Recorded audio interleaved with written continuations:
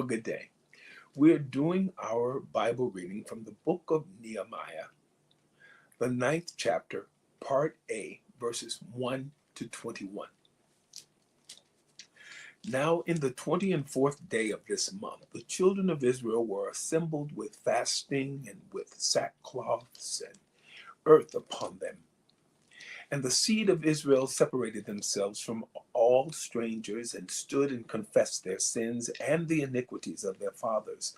And they stood up in their place and read in the book of the law of the Lord their God 1/4 part of the day, and another fourth part they confessed and worshiped the Lord their God.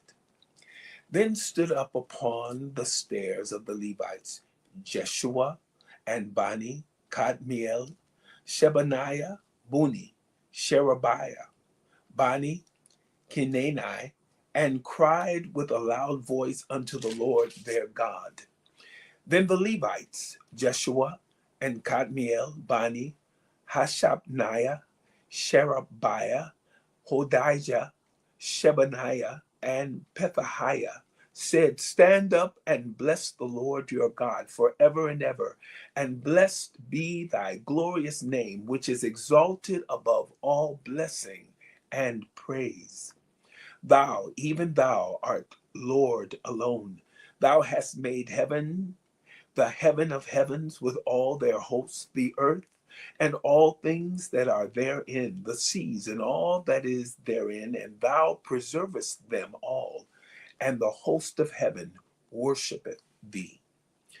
Thou art the Lord, the God, who didst choose Abram, and broughtest him forth out of Ur of the Chaldees, and gavest him the name of Abraham, and foundest his heart faithful before thee, and madest a covenant with him to give the land of the Canaanites, the Hittites, the Amorites, and the Perizzites, and the Jebusites, and the Girgashites, to give it, I say, to his seed, and hast performed thy words, for thou art righteous, and didst see the affliction of our fathers in Egypt, and heardest their cry by the Red Sea, and showest signs and wonders upon Pharaoh and on all his servants, and on all the people of his land.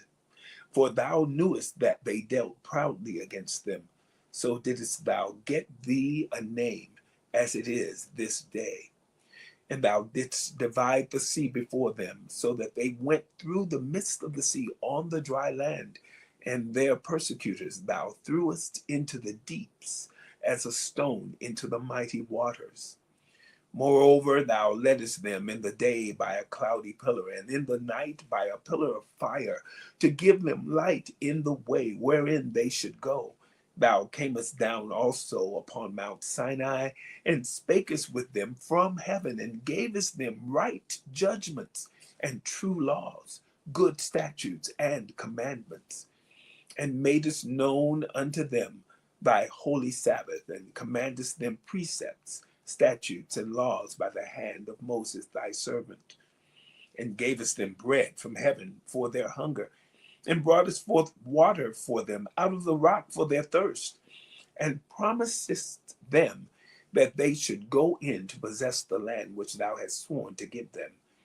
But they and our fathers dealt proudly, and hardened their necks, and hearkened not to thy commandments, and refused to obey, neither were mindful of thy wonders that thou didst among them, but hardened their necks, and in their rebellion appointed a captain to return to their bondage.